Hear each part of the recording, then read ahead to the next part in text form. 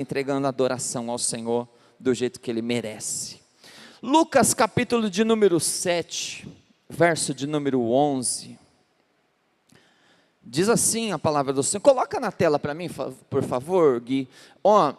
Eu pedi para colocar na tela porque muda a versão para mim, coloca a ACF, Almeida Corrigida Fiel, que eu sei que tem aí no computador. Isso, obrigado. Só por causa de uma palavra, a minha versão é aquela, eu que peço para eles, mas hoje eu queria mudar aqui. Nós vamos ler do verso 11 ao verso 13. Diz assim a palavra do Senhor: E aconteceu que, no dia seguinte, ele foi à cidade chamada Naim. O ele é Jesus. Na hora que você vê o contexto e os versos anteriores, você vai ver que está falando de Jesus, tá bom?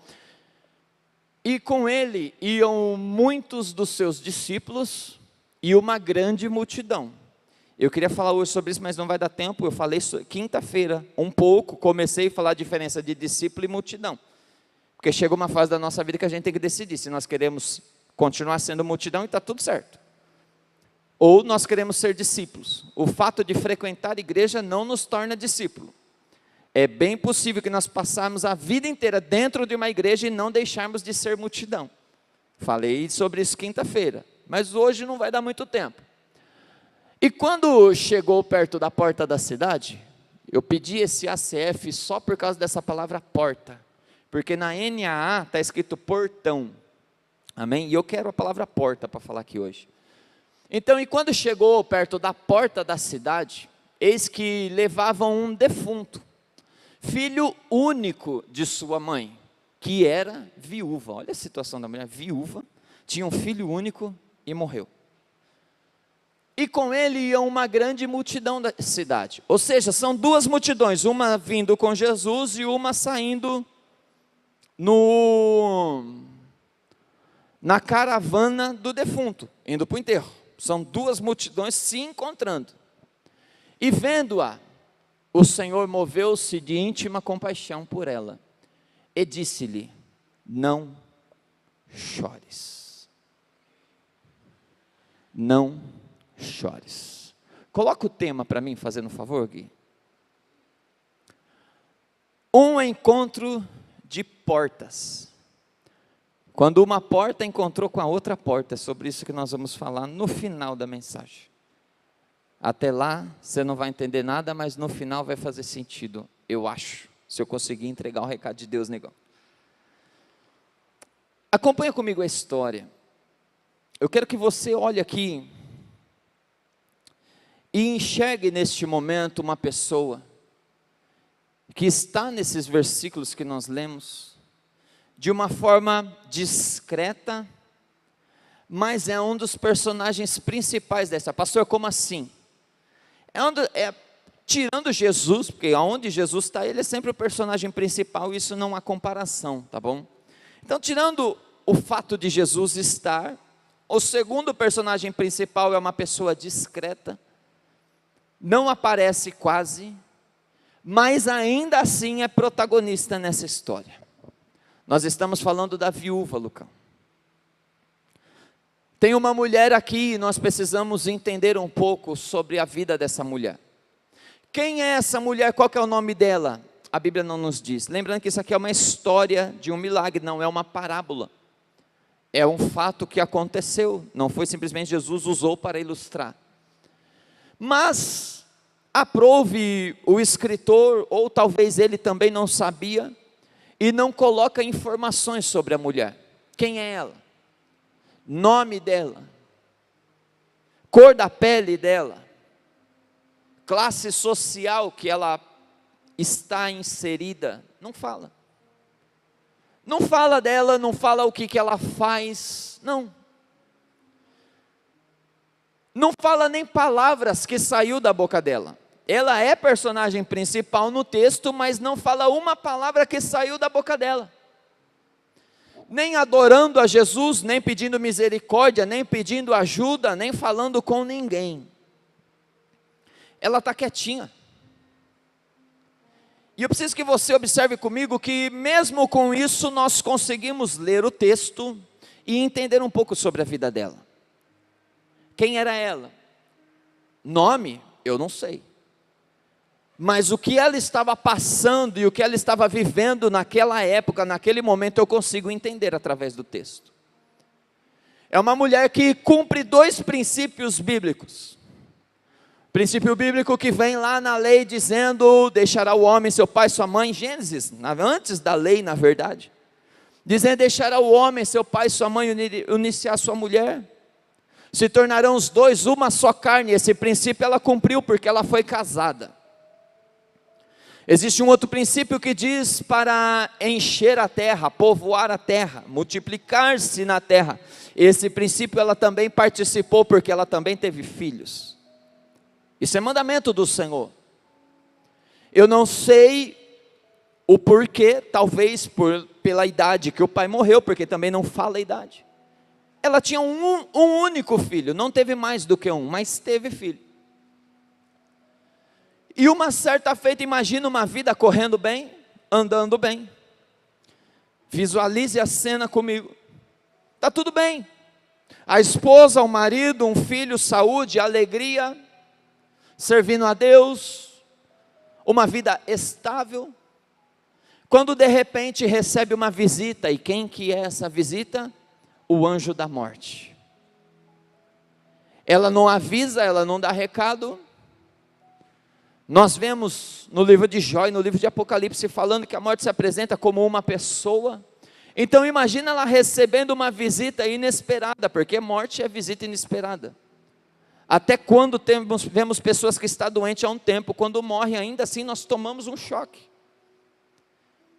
Pela visita inesperada que recebe, qual que é a visita, para quem que a morte veio, para quem que a morte se apresentou primeiro, para o marido dessa mulher. É interessante nós observarmos, porque nós paramos para ver as histórias da Bíblia, principalmente lá no caso de Elias, Eliseu, que também aconteceu uma história bem semelhante a essa, e que eles encontravam as viúvas, e aí a nossa visão vai apenas para o homem como um provedor do lar. Apenas um provedor. Nós nos limitamos quando vamos pensar nisso, falar, poxa, e agora, como é que ela vai fazer para pagar as contas, e agora como é que... Mas eu quero que você entenda comigo que a figura masculina no casal vai além de ser provedor financeiramente. O homem tem por obrigação, por dever, ser companheiro de sua esposa, ser conselheiro de sua esposa, ser aquele a qual, quando a sua esposa está aflita, ele ter a confiança dela a ponto dele ser a primeira pessoa que ela procura para conversar, para pedir ajuda, para desabafar. Não apenas isso, ele também é o sacerdote do lar. A autoridade espiritual está sobre a vida dele. E agora eles têm um filho, talvez tinha planos de ter mais. Só que a morte chegou e ceifou isso, levou o marido embora, e agora ela está velando o corpo do seu marido na sua casa. Depois tem que fazer um comitê, carregar uma multidão, para que leve o seu marido até o enterro. A cidade de Naim era uma cidade fechada, uma cidade murada, e que tinha portão, ou porta. Quem participou da série de Neemias das portas, já entende melhor do que nós estamos falando, mas era nos dias de hoje como se fosse um condomínio fechado, que tem a portaria para você entrar e sair, mas isso não era um condomínio fechado, um privilégio de quem tem posses, não, isso era a cidade que era murada. O cemitério ficava para o lado de fora da cidade. Então quando morria, fazia-se o velório na sua casa. Pessoas que não tinham muitos amigos, mas tinha dinheiro, contratava equipes de músicos, isso é cultura. E as carpideiras, quem ouviu falar já de carpideiras? As carpideiras eram pessoas contratadas para chorar no funeral. Não tem muitos amigos, não tem o povo para chorar, Não tenho muitos amigos, não tenho amigos músicos, então precisa de música e precisa de choro. Parte de um funeral, eles contratavam. No caso dessa mulher, pelo menos no espaço que nós vemos do filho, talvez isso não foi necessário, porque fala que ela estava com uma grande multidão, o que nos dá a entender de ser uma pessoa bem querida pela sociedade, uma pessoa bem, que se dava bem com o povo, com o público. Mas agora essa mulher, ela vai carregar o seu marido, vela na sua casa. Imagina comigo o comboio passando pela rua, ela olhando as casas, olhando os comércios, passando pela porta da cidade, olhando aquela porta da cidade, chegando no cemitério, conhecendo quem sabe o coveiro e as pessoas que trabalhavam no cemitério.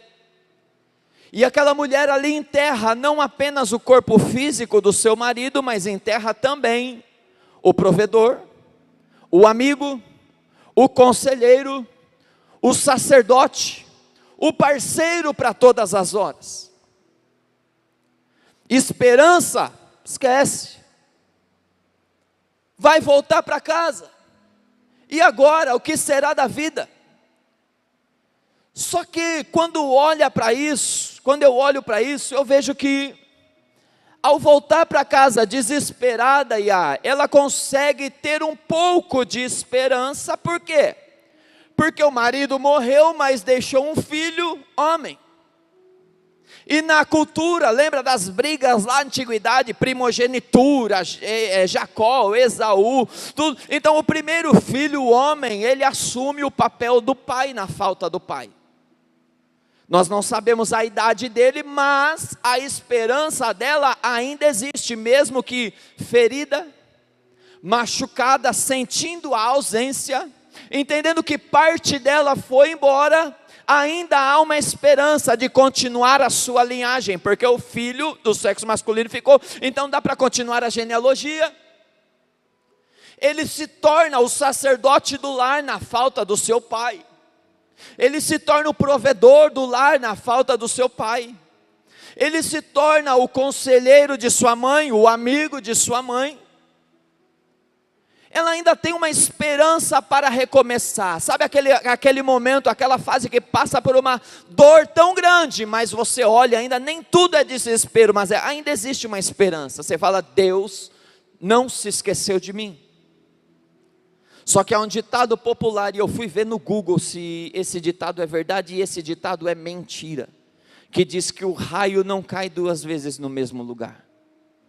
Eu fui ver, antes de pregar, eu pensei nisso, vou ver no Google se isso é verdade. Às vezes cai bem do lado, mas não cai no mesmo lugar. Mas isso, segundo o Google, é mentira. O raio cai duas vezes no mesmo lugar, e pior, a probabilidade de um raio cair em um lugar que ele já caiu é maior do que ele cair em um lugar que ele nunca caiu. Então, pastor, por que surgiu? Não sei, aí eu também não fui pesquisar. Se você ficar com dúvida, você vai pesquisar depois. Aí eu voltei para a Bíblia, né, Rafa? Até aí tá bom.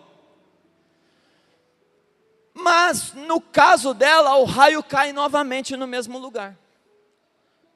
Como assim, pastor?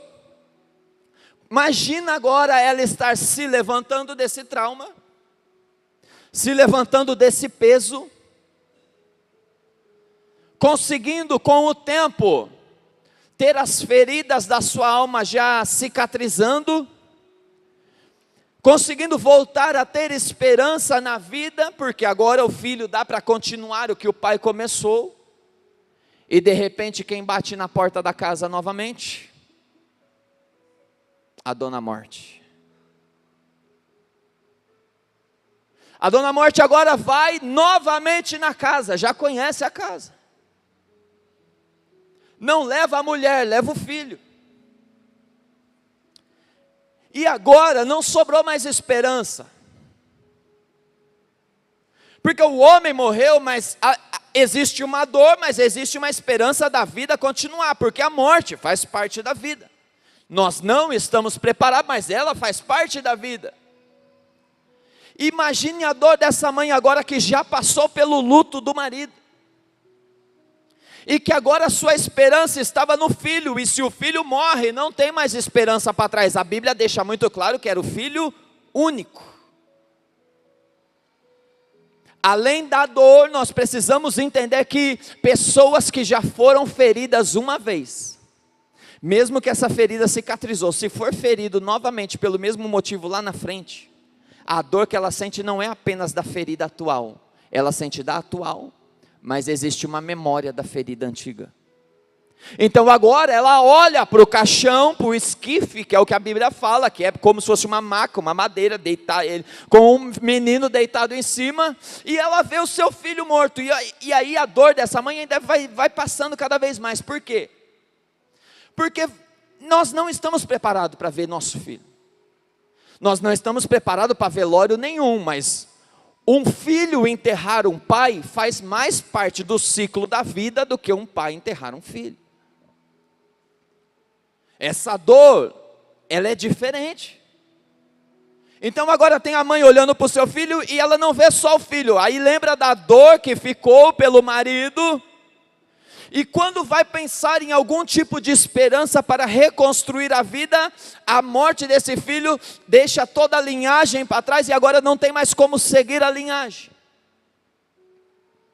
Você consegue ter noção desse drama de olhar para um momento e falar, daqui para frente agora realmente acabou,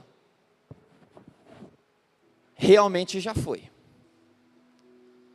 Só que sabe o que eu acho interessante? No capítulo 7 mesmo, no versículo 1, você vai ver que Jesus está em Cafarnaum. Jesus está em Cafarnaum, cerca de 40, eu fui no mapa ver, é cerca de 40 quilômetros de Naim, porque o texto é em Naim, que nós lemos, a partir do verso 11. Mas no verso 1, Jesus está em Cafarnaum, fazendo milagres. Ele cura o servo de um centurião, e se você for ver a história, você vai ver que Jesus está curando as pessoas, está fazendo milagres, que a própria Bíblia não está registrada, que o Evangelho de João deixa muito claro, que não foi registrado quase nada, e aí de uma forma poética ele fala, se for registrar tudo que Jesus fez, eu penso que não caberia na terra livros, para registrar tudo que ele fez em 3 anos de ministério. Então eu imagino que Jesus está passando e fazendo milagre, aquele negócio, aquele evangelho, pipocando, pregando, expulsando o demônio, acontecendo, porque ele é Cristo. E ali de repente ele muda a agenda e fala, é o seguinte, eu preciso ir para Naim.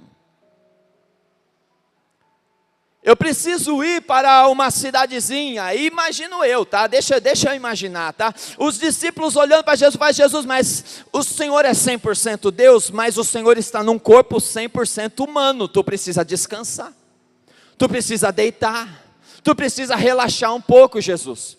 40 quilômetros na caminhada é coisa, Jesus. 40 quilômetros não é coisa pouca, é bastante. Então calma, vai com calma, segue seu ministério, porque se o Senhor não cuidar da sua saúde, Jesus, o Senhor não vai aguentar muito tempo não. Eu imagino os discípulos preocupados, no bom sentido, na boa intenção. Só que Jesus está cumprindo o propósito, ele fala, não, eu preciso ir para Naim, e ele começa a sua caminhada para Naim, e enquanto Jesus está caminhando para Naim, você precisa imaginar comigo as duas cenas, Jesus saindo de Cafarnaum, chamando os seus discípulos, e a Bíblia deixa muito claro no verso 11, que ele pega os seus discípulos, e uma grande multidão começa a seguir Jesus, discípulo e multidão e Jesus, caminho de 40 quilômetros, enquanto isso lá em Naim, a criança não está doente, a criança está morta, o velório está acontecendo, se Jesus demorar, vai ter enterrado na hora que chegar, se Jesus perder hora, se Jesus acontecer alguma coisa no caminho, Jesus passar mal pelo caminho, se um carro fechar a frente de alguma coisa acontecer, vai chegar atrasado, não, nós estamos falando de Jesus, tá bom? Jesus, eu imagino ele falando para os discípulos, eu preciso ir para Naim, por quê? Porque eu tenho um encontro marcado lá, com quem? Eu não vi o Senhor mandar mensageiro, Jesus, eu não vi o Senhor pedir para alguém ir lá e avisar que vai ter um encontro, que vai conversar, que vai acontecer alguma coisa. Jesus fala, não, a pessoa não sabe, mas o encontro está marcado. Quantas vezes nós estamos vivendo situações de desespero, Dri, e falando, Jesus nos abandonou, e Jesus já marcou o encontro com nós, está só esperando a hora, o local correto dele entrar e agir. pastor, mas por que ele não me fala o horário? Por que ele não me fala onde vai ser? Por que ele não me fala o dia? Por que ele não me fala como vai ser? Sabe por quê? Porque nós somos humanos, e mais do que humano, nós somos brasileiros. Pastor, o que é isso? Nós somos brasileiros. Se ele marca horário com a gente chega atrasado. Se ele marca horário com a gente é ansioso, a gente chega muito antecipado. Se ele marca o horário e o dia com a gente, pode ser que no dia, mas eu não esteja bem, e fale, você quer saber? Deixa essa oportunidade de Jesus para lá e eu vou seguir minha vida. Depois a gente se arrepende, mas aí depois passou. Com as nossas razões e nossas prioridades. Então Jesus, ele marca encontros. Tem dia, tem local, tem hora certa, mas não nos avisa nem o dia, nem o local, nem a hora, nem como vai ser. Por quê? Porque se nos avisar, nós vamos nos auto-sabotar e não estaremos disponíveis no dia desse encontro. É por isso que para nós parece que é de repente, mas na verdade ele já colocou na agenda dele, já está trabalhando nisso faz muito tempo. Ele está vindo para o encontro marcado.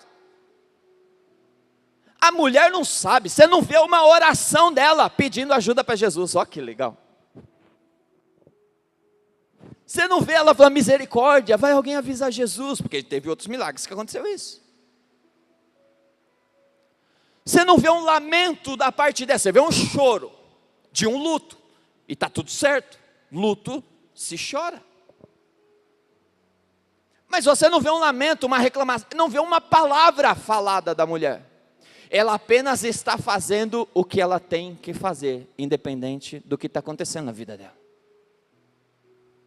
É difícil fazer o que tem que fazer quando nós não temos mais esperança de nada, você concorda comigo? Se a esperança acabou, eu falo, poxa, mas por que eu vou para a igreja então? Se a minha esperança acabou, por que eu vou orar então? Se a minha esperança acabou, por que eu vou buscar? Por que eu vou me esforçar? E aí a gente vai entrando nas nossas depressões. E vai se acuando, vai abandonando. Mas o Senhor te trouxe hoje aqui para falar, mas Ele tem um encontro marcado contigo. Ah, ela não sabe que Ele está vindo, mas Ele está vindo. Ela não chamou Ele, mas Ele está vindo do mesmo jeito. Para ela está tudo acabado, mas Ele está vindo, Ele está vindo. Ela não sabe quem é, não conhece, talvez só de ouvir falar, não é amiga dele que nem os irmãos de Lázaro, não sabe quem é simplesmente um profeta que surgiu aí, mas Ele na sua soberania já sabe o que aconteceu, já marcou o encontro. E o detalhe, humanamente falando, o encontro de Jesus com ela chegaria atrasado. Por quê? Porque o filho já morreu. Porque na nossa humanidade, não, Jesus está doente. Enquanto está doente, há esperança. Para ser humano, para Jesus, sempre há esperança.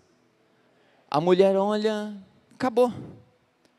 Sabe aquela fase da sua vida que você talvez olhe e fala, se Jesus entrar com providência agora, já está atrasado, já não dá mais tempo. Já foi. Sabe aquela situação que você ora tanto para que não chegue aquele ponto? Eu não queria que chegasse esse ponto, Deus me ajude, você trabalha, e de repente chegou aquele ponto, Gil, e fala, poxa, Jesus não entrou com providência, agora não dá mais tempo, já foi quem? Quem falou para você que já foi? Porque orar enquanto o menino está doente é uma coisa, agora acreditar que Jesus vai aparecer e vai fazer alguma coisa, enquanto o menino já morreu, na nossa humanidade, já foi, já passou. E agora o velório acaba e começa a comitiva da mulher para o enterro. E a comitiva de Jesus chegando de Cafarnaum até Naim. As multidões, uma para um lado, indo em direção da cidade, e a outra indo em direção de sair da cidade. E aí o texto vai nos deixar claro que a multidão de Jesus chega, e aparentemente chega um pouco atrasado. Por quê? Porque chega na porta da cidade, só que já tem uma comitiva de um defunto saindo da cidade. O menino já morreu, já acabou o velório, Jesus não foi nem chamado para esse negócio, e mesmo assim ele vai, tá, fica tranquilo. Ele não foi nem chamado, e aí entra um detalhe. Qual que é o detalhe? Jesus respeita, a multidão de Jesus respeita a multidão da mulher. Como assim? Sai de lado, você vai ler o texto, você vai entender isso. sai de lado, libera a porta da cidade, para a comitiva do defunto passar.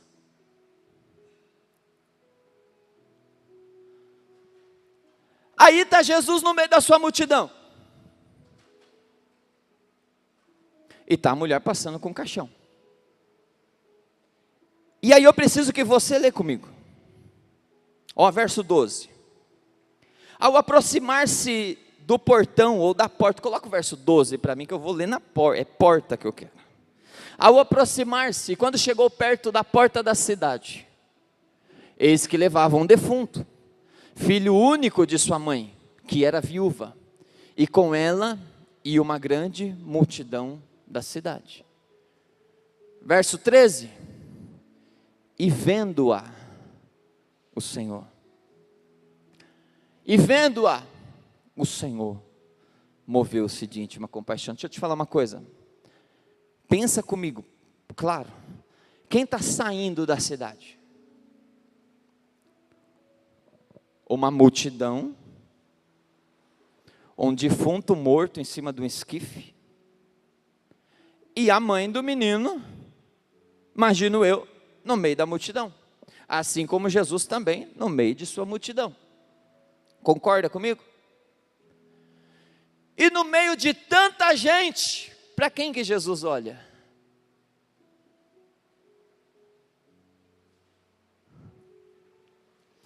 Na nossa lógica, Rafão, Jesus foi para Naim para resolver um problema de um menino que morreu. Só que a ordem de Jesus trabalhar me mostra que não, o motivo foi outro. Como assim? Se Jesus tivesse ido simplesmente resolver um problema de morte, ele teria focado no menino. Mas antes de focar na multidão e no menino que morreu, o foco dele está numa mulher que está chorando. Sabe, parece que ninguém está te vendo, parece que você está no meio da multidão escondido, ninguém observa, ninguém está vendo nada, mas de lá de Cafarnaum, 40 quilômetros, veio Jesus fazendo a sua caminhada, fazendo a sua comitiva, e você não viu ele, mas ele te viu. Você está seguindo o seu caminho para o cemitério, mas antes de chegar no cemitério, ele já te viu. E é interessante observar, porque quando Jesus vê, esse negócio de ser 100% homem e 100% Deus, mexe comigo, Deltão. Porque ele é um ser humano, tá? Como ser humano, mas ele é Deus. E a palavra do Senhor nos fala alguma coisa sobre Deus ver, sobre os olhos de Deus. Apocalipse fala que os olhos dele são como chamas de fogo. O salmista fala que ele nos sonda e conhece o nosso interior, que ele conhece as intenções do nosso coração. Então eu começo a observar que quando Jesus olha para alguém, é diferente do olhar do Diego. Como assim? Eu estou olhando daqui e para mim, olhando aqui, está tudo bem com todo mundo. Eu não sei se tem alguém passando por grandes dificuldades. Por quê? Porque você está num culto avivado, você já glorificou, você já adorou. Na hora que eu der um abraço em você, eu imagino pelo menos que você vai dar um sorriso, que você vai se alegrar, que vai estar tudo bem. E nós podemos enganar com o nosso exterior, e os olhos humanos é enganado com o exterior, mas Jesus, quando olha, ele conhece o seu interior. Ele vai além das lágrimas que escorrem no seu rosto e vê as lágrimas que escorrem na sua alma. Ele vai além do machucado que você fez jogando futebol, e ele olha as feridas que está dentro do seu coração. O olhar de Jesus é mais penetrante do que qualquer olhar humano, do que qualquer raio-x, radiologia, tomografia, ressonância magnética. O olhar de Jesus vai e ele entra, e o olhar de Jesus para a mulher, ele não vê simplesmente uma mulher triste, uma mulher que está chorando por fora, não. Ele olha para ela e vê a dor de uma viúva que está passando agora, que ela já conhece o caminho, que está passando por uma porta onde ela já passou por essa porta tempos atrás. Ela já passou, e qual é a lembrança que ela tem da porta? De dor. Qual é a lembrança que ela tem da porta? De luto. Qual é a lembrança que ela tem daquela porta? Sofrimento. Porque tempos atrás ela passou carregando o caixão do marido, agora ela precisa passar de novo carregando o caixão do filho. Quem sabe, se alguém pergunta para ela, fala: qual é a lembrança que você tem ao olhar para essa porta da cidade? Talvez ela diria: luto. Qual é o sentimento que você tem ao olhar pela porta da cidade? Talvez ela diria dor, sofrimento. Porque eu já passei por aqui e senti muita dor. E o fato de eu estar passando novamente só está aumentando as dores que eu achei que já tinha sido resolvida lá atrás. O fato de eu ter que passar novamente aonde eu já passei só me mostra que eu achei que eu tinha sido curado. Mas isso que veio agora serviu para arrancar aquela casca da ferida e colocar tudo no vivo novamente. E o detalhe, abrir uma nova ferida. Está carregando a sua dor. Jesus já viu ela, mas ela não viu Jesus. Jesus já marcou o encontro com ela faz tempo, ela nem sabe desse encontro. E como ela não sabe do encontro, ela está seguindo sua vida. E ao passar pela porta da cidade, ela vê uma porta. Porta da cidade. Correto? O texto fala de uma só. Estou errado? Põe o verso 12 aí. Quando chegou perto da porta da cidade, não tem plural. Não é das portas. Chegou perto da porta da cidade. Por que Jesus decidiu encontrar ela na porta? Ou você acha que talvez Jesus chegou atrasado, a ideia de Jesus era chegar na casa? Você acha que Jesus talvez chegou atrasado, a ideia dele era ter chegado antes do menino morrer? Você acha que Jesus chegou adiantado, talvez a ideia dele era ir lá no túmulo, como ele fez com Lázaro? Entenda uma coisa, o atraso é coisa nossa, Jesus ele sabe. Ele marca o encontro e tudo corre certinho do jeito que ele planejou. O detalhe é que ele não conta para nós esse plano, mas aí a gente fica desesperado. Deus, e aonde, que hora, como o Senhor vai agir? E o Senhor fala ao seu coração, fica tranquilo, porque Ele já te viu. Ele já marcou esse encontro com você, Ele já está perto, você ainda não viu Ele, o menino continua morto, parece que não tem nada resolvido, mas você já está perto dele e Ele já te viu. Ela olha e vê uma porta, só que na verdade tem duas portas ali. Como assim, pastor? Vai forçar o texto da Bíblia agora? A Bíblia está falando um, não fala número, mas fala a porta. Ok. Antes de Jesus chegar, tinha só uma porta mesmo. Como assim? Como assim? Eu tenho que ter anotado. Coloca para mim, fazendo favor, João, capítulo 10, verso 9. Jesus falando, Jesus está falando, eu sou a porta. Se alguém entrar por mim, salvar-se-á. Pastor, eu não estou entendendo nada. Existe uma porta que está marcando o túmulo daquela mulher. Existe uma porta que está trazendo dor para aquela mulher. Existe uma porta que marcou ela já com o seu segundo funeral. Mas Jesus espera ela para o lado de fora da porta, espera passar pela porta da morte e fala, agora vai passar pela porta da vida.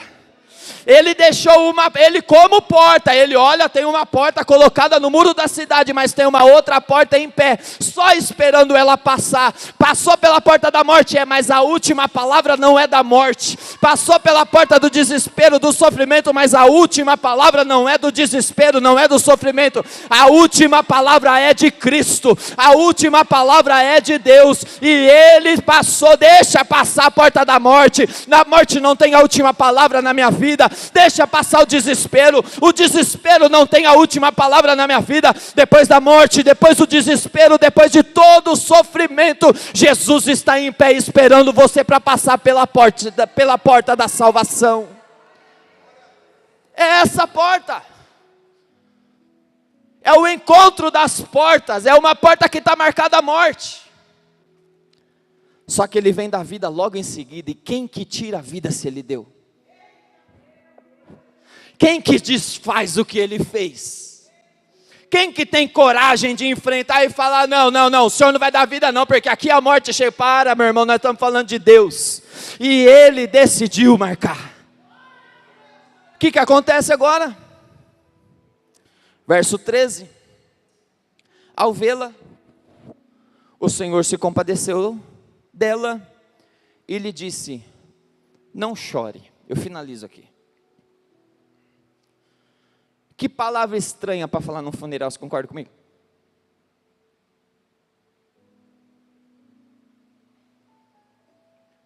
A verdade é que funeral não tem palavra certa para falar assim, não tem palavra que não é estranha, tudo soa estranho. O nosso cumprimento humano: oi, tudo bem? Aí você vai passar por uma pessoa que está no luto, você fala: não está tudo bem, por que eu vou perguntar? E aí a gente é tão automático com os nossos vocabulários, que aí tira o tudo bem, a gente não sabe nem o que falar. Vai falar o quê? Concorda comigo?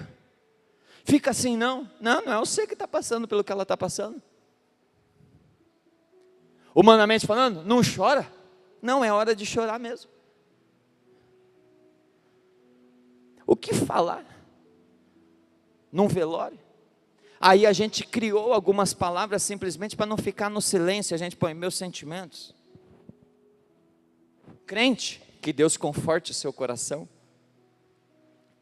E se a gente passar por 100 velórios, é essas palavras que a gente fala. Meus sentimentos, Deus conforte o seu coração. Se precisar de alguma coisa, eu estou aqui. A gente fica tentando achar alguma palavra, porque qualquer coisa que a gente fala soa estranho. Às vezes um silêncio, dá um abraço apertado, sem pressa de soltar, e não fala nada. Aí vem o Jesus. Jesus, ele viu primeiro ela, antes de ver o filho morto. Ele nem citou a multidão dela. E o detalhe é que nós achamos que Jesus vem até nós por causa dos nossos problemas. Eu explico. O que nos atrai a Deus quando nós estamos longe? Problemas. É muito mais fácil você pregar para uma pessoa que está com uma enfermidade terrível, e essa pessoa receber essa palavra. É muito mais fácil você pregar por alguém que está passando por uma dificuldade financeira e está desesperado, ou um casamento que está se destruindo, alguma coisa, e a pessoa vai estar mais quebrantada para receber essa palavra. A pessoa vai querer receber essa palavra. Só que aí Jesus chega na mulher e fala assim: não chores. É uma palavra proibida de falar num velório: não chores.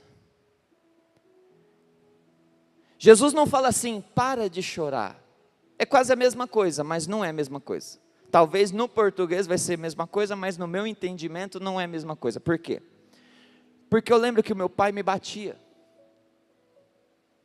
Eu tenho uns traumas de ter apanhado meu pai. Esses dias eu peguei minha mãe lá.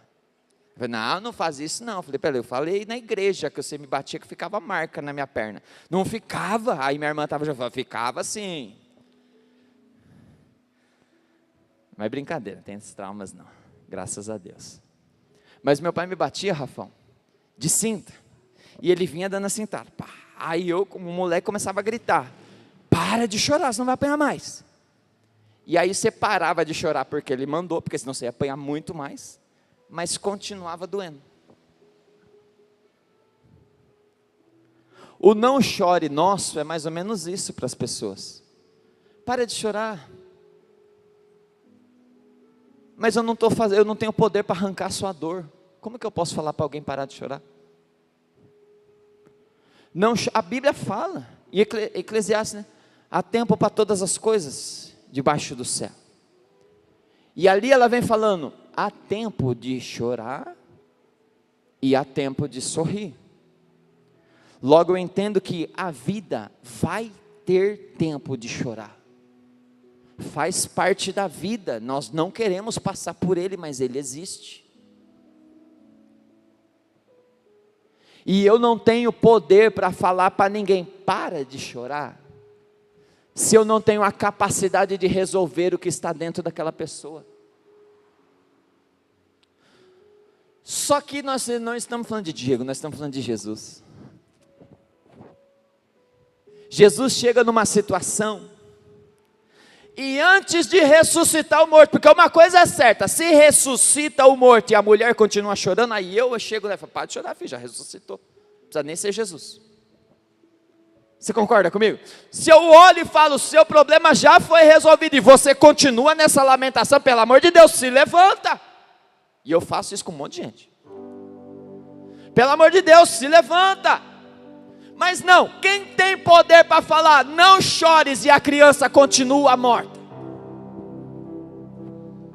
Aquele que tem poder de estancar a causa do sofrimento. O que Jesus está falando para a mulher é o seguinte: olha, eu estava a 40 quilômetros de distância, e eu vim aqui, antes de olhar para a multidão, antes de olhar o problema, eu olhei para você. Por quê? Porque você é mais importante do que o seu problema. Jesus, Ele vem até você, Ele vem até nós. Quando nós estamos com problema, a gente busca e Ele vem, mas não é porque Ele está preocupado com os meus problemas são meus. Ele põe a mão e para Ele está tudo certo, Ele faz o que Ele quer, na hora que Ele quer, mas Ele vem até mim, antes de ir até o meu problema. Então Ele que tem poder para solucionar a causa do problema, tem autoridade para falar, não chores. Por quê? Porque quem tem poder para solucionar a causa do seu problema acabou de chegar.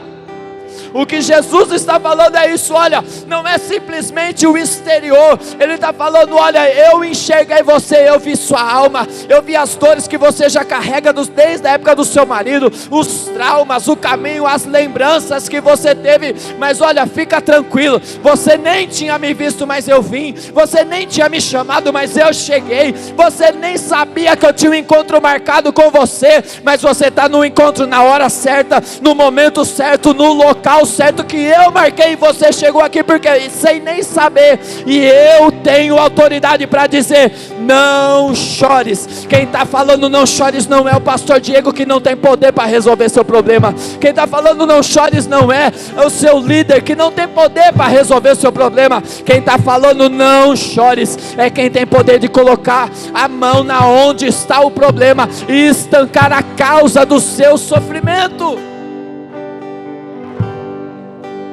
Se coloque em pé.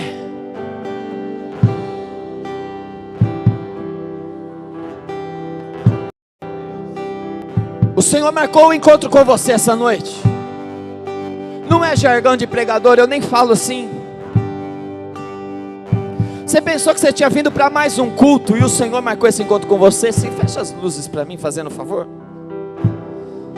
O Senhor marcou um encontro, você nem sabia o que estava acontecendo para você. Falou, você estava até olhando a chuva, falando, a chuva podia dar uma apertadinha, porque aí pelo menos eu nem precisava ir para a igreja, tinha motivo.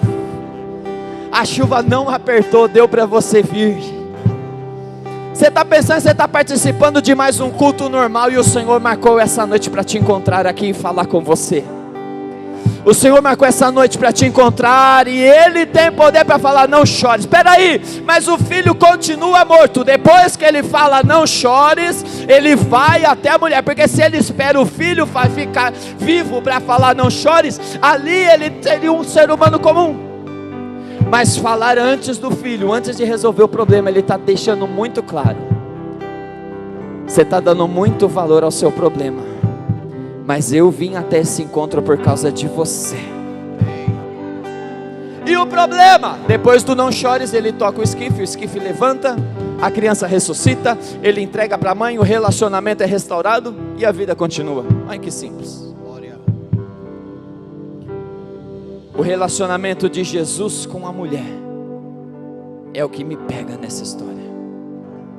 Eu quero que você feche os seus olhos neste momento. Eu não sei qual é o nível do seu sofrimento, mas eu sei que essa palavra tem endereço. O Senhor não erra o dia, Ele não erra o horário. Ele marcou essa noite para te encontrar. Eu não sei qual é o nível do seu sofrimento e o estágio que você avalia ele. Fala, ó, se Jesus entrar com providência agora, já é tarde para o Diego entrar com providência. É tarde, o Diego não vai conseguir fazer nada por você não. É tarde para esse irmão que está do seu lado entrar com providência. Não, esse irmão não vai conseguir fazer nada por você não. Mas o Deus, Ele tirar uma dor de cabeça e Ele ressuscitar um morto, é a mesma coisa para Ele, não tem dificuldade nenhuma. pode ser o mais impulsivo, está todo destruído, relacionamento, as dores, talvez você está aqui falando, poxa, eu estou carregando dores que eu achei que eu tinha vencido, mas ao tocar nesse assunto mexeu comigo e eu estou ferido. Eu quero orar pela sua vida essa noite, eu quero orar por você essa noite. Então se tem alguém que se fala, pastor, essa palavra falou muito comigo e eu preciso de ajuda, eu preciso de ajuda, eu estou desesperado, eu não consigo enxergar Jesus, eu sei aonde Ele está, mas eu não consigo enxergar Ele na minha situação, eu não consigo, eu estou desesperado, eu estou com dores na minha alma, eu estou numa situação de desespero que eu preciso de ajuda. Se você está nessa situação, eu quero que você venha aqui à frente, nós queremos orar por você. Eu quero que você tenha coragem de tomar uma atitude, sair do seu lugar e venha aqui à frente. O Senhor Deus que restaura, o Senhor Deus que para Ele não há nada impossível, nem difícil não é. Ele tem poder de restaurar, de fazer, Ele tem poder e Ele marcou um encontro com você essa noite. Então pelo amor de Deus, não desperdice o encontro que Deus marcou com você essa noite. Se você precisa de ajuda em oração, eu quero que você saia do seu lugar, venha aqui à frente. Já temos uma vida aqui na frente. Se você precisa, eu quero que você tenha coragem, mas não saia daqui para lutar com as suas forças apenas, não. Ali tinha uma mulher que ela não tinha palavras, não tinha voz, mas ela tinha um choro e ela estava fazendo o que devia ser feito. É momento difícil, ela estava fazendo o que devia ser feito, mas que ninguém quer fazer, ninguém quer estar no lugar dela, mas precisava, ela estava enfrentando aquilo naquele momento. E o Senhor te convida essa noite, tenha coragem de enfrentar a sua dor, tenha coragem de enfrentar o seu trauma, tenha coragem de enfrentar o seu sofrimento. O Ministério de Louvor vai adorar, e se você precisa de oração, se você se enquadra, eu quero que você tenha coragem, saia do seu lugar e venha aqui à frente. Nós vamos orar, nós temos a equipe de obreiros, liderança, os pastores, tem gente para te ajudar aqui. Você está falando, pastor, mas a situação fugiu do meu controle, eu não consigo mais, eu não sei o que fazer, eu estou desesperado, pastor. Pastor não consegue resolver seu problema, mas Jesus marcou esse encontro com você. Sai do seu lugar, Ministério Louvor pode adorar a Deus.